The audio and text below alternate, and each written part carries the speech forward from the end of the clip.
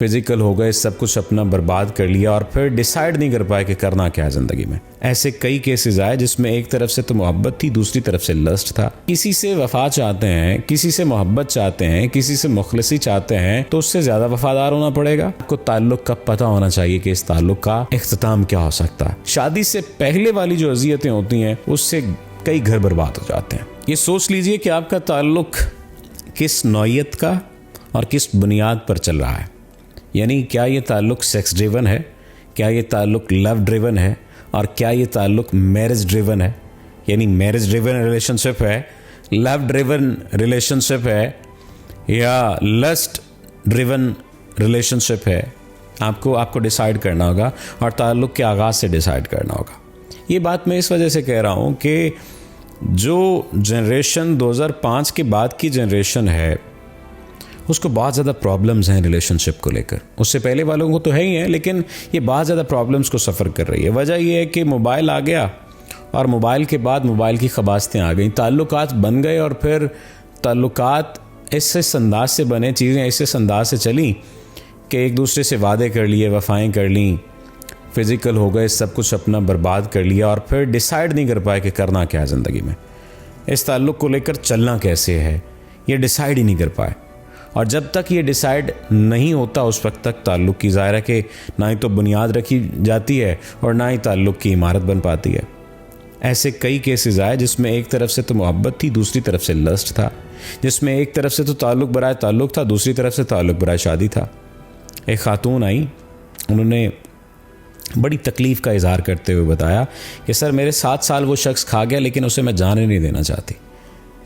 मैंने कहा ठीक है, मैंने कंपैटिबिलिटी चेक की, कंपैटिबिलिटी ठीक थी। मैंने कहा नहीं जाने देंगे, लेकिन आपको 2 चीज़ों पर काम करना होगा। एक तो आपको अपनी मेंटल हेल्थ पर काम करना होगा, सेकेंडली आपको अपनी फ़िज़िकल हेल्थ पर काम करना होगा। जिस फिज़िकल हेल्थ और जिस मेंटल हेल्थ के साथ आप अभी मौजूद हैं, आप इस ताल्लुक़ को नहीं चला सकती। वो आ भी जाएगा फिर भी आप नहीं चला सकेंगी। वो मुझे शेर याद आ गया, शायद उसका वज़न आगे पीछे हो जाए। ले तो आया हूँ तुझे घेर के अपनी जानिब, आगे इंसान की अपनी भी लगन होती है। तो मैंने कहा मैं घेर के तो ले आऊँगा, कोशिश करूँगा, कुछ चीज़ें आपको बता दूँगा, उन पर अमल कर लीजिएगा, ताल्लुक़ आपका बहाल हो जाएगा। लेकिन पहले आपको अपने ऊपर काम करना होगा, और जब तक आप अपने ऊपर काम नहीं करेंगे ताल्लुक़ आपका चलेगा नहीं। क्यों? क्योंकि आप एक और माइंडसेट के साथ रिलेशनशिप बना रहे हैं, वो एक और माइंडसेट के साथ रिलेशनशिप को लेकर चल रहा है, और अब आप शादी करना चाहते हैं उससे, और उसको आपने शादी पर मजबूर करना है। तो ऐसा कैसे मुमकिन है कि कमज़ोर एक ताकतवर को मजबूर कर ले?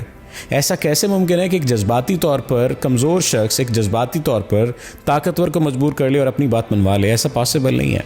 तो अगर आप किसी से वफ़ा चाहते हैं, किसी से मोहब्बत चाहते हैं, किसी से मुखलिसी चाहते हैं, तो उससे ज़्यादा वफ़ादार होना पड़ेगा, उससे ज़्यादा मुखलिस होना पड़ेगा, उससे ज़्यादा इमोशनली स्ट्रॉन्ग होना पड़ेगा, स्ट्रॉन्ग हेडेड होना पड़ेगा।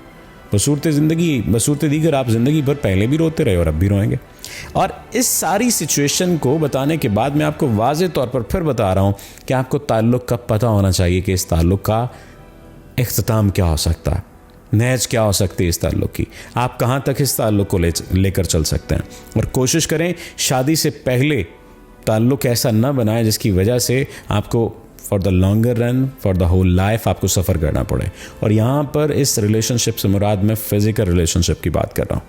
शादी के बाद भी आपको एक्स्ट्रा मैरिटल अफेयर की तरफ नहीं जाना चाहिए, बट वो एक एक्सेप्शनल केसेस हैं, वो सिचुएशंस मुख्तलिफ हैं। शादी से पहले वाली जो अज़ियतें होती हैं उससे कई घर बर्बाद हो जाते हैं, कई घर बर्बाद हो जाते हैं। ये बात मैं मुख्तलिफ वाक़यात को सुनने के बाद ये बात आपको बता रहा हूँ। उम्मीद है आप इस बात को समझेंगे। आपका बहुत शुक्रिया।